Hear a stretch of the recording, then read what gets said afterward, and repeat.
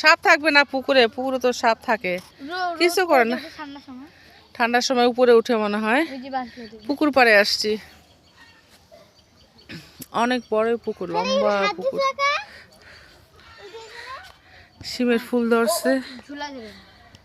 ঢাকায় তো কবে থেকে শিম, আর এখানে এখনো শিম ধরেই নাই, ফুল ধরছে। আবার লাউয়ের ডগা কি।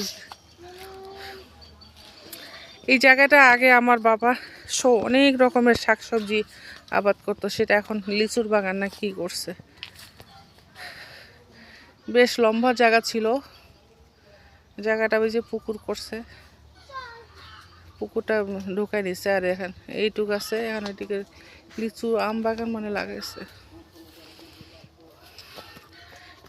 গর্ত চলে গেছে, গর্ত আস্তে আস্তে হয়ে গেছে। শীতকালে মাছ পাওয়া খুব কঠিন, ঠান্ডায় মাছ উঠতে চায় না, সব পানিও শুকিয়ে গেছে।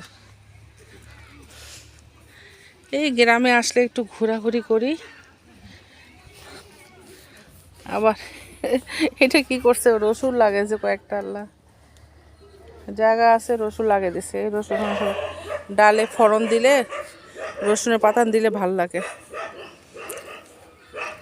কত বড়টা মরিচের গাছ, মানুষ আগে বলতো হচ্ছে মরিচ বেগুনের গাছে মই দিয়ে উঠতে হবে। এই যে কত বড়টা মরিচের গাছ, ধানি লঙ্কা মনে, অনেক ঝাল। আমি একবার ঢাকা নিয়ে গেছিলাম, আগে গাছটা অনেক সুন্দর হয়েছিল, কিন্তু পরে কেন যেন মরে গেল গাছটা।